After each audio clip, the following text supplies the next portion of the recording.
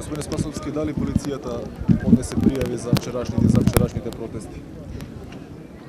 Значи, и за вчерашните протести, прво сакам да истакнам и да одадам признание на полицајците кои што беа на настаните, да додадам признание заради тоа што најпрофесионално ја обавуваат својата задача, што немавме нарушување на јавниот ред и мир. Нормално дека постапките за одредени случаи, знаете дека имаме тројца повредени полицајци. Утро бев на посета кај едниот во клиниката, за да го посетиме, да видиме и да ја дадеме и поддршката. Меѓутоа, нормално е дека тие постапки ќе завршат и ќе се поднесат соодветните пријави за нарушителите на овој процес. Најважно од се дека граѓаните беа на висината на задачите, на вистина луѓето кои што се вклучија, кои што разговара и кои што го потпомогнаа процесот да имаме мирна разврска, да се повлечат демонстрантите и да ја обезбедиме сигурноста на граѓаните на Република Македонија, посебно на општината Бутел. Тоа е од исклучителна важност и навистина треба да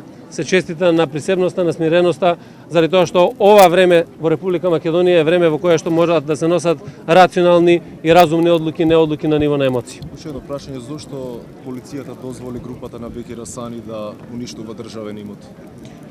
Полицијата постапуваше согласно со правилата и сметавме дека најважно од се да го зачуваме мирот и стабилноста и пред се да не овозможиме да имаме ескалација на судирите. Најлесно е да го запалите огнот. Меѓутоа, најважно од се денеска да имаме превенција и да не дозволиме да имаме ескалација на судбите во Република Македонија. Денеска тоа е реалност и јас и граѓаните на Република Македонија се задоволни заради тоа. Министре, за денеска имате најавен протест пред МВР, кој е вашиот став за дали ќе примете?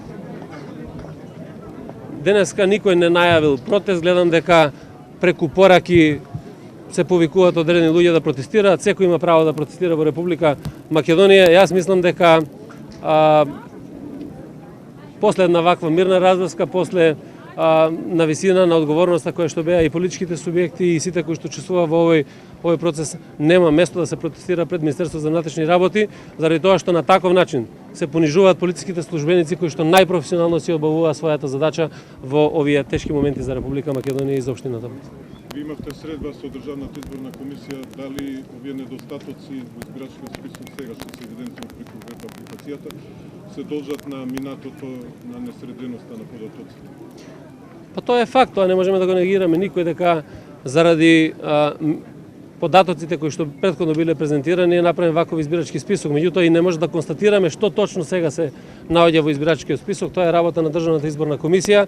Јас само уште еднаш ќе потенцирам дека Министерството за внатрешни работи стои отворено до крај да помогне на Државната изборна комисија да имаме чист избирачки список и заеднички да помогнеме во овој процес за организирање на фер, демократски и слободни избори. Очекувате ли дека ќе биде протестан до рокот?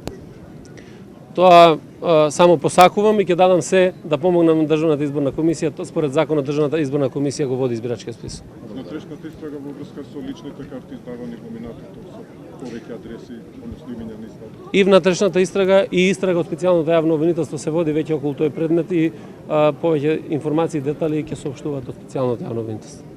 Благодарам.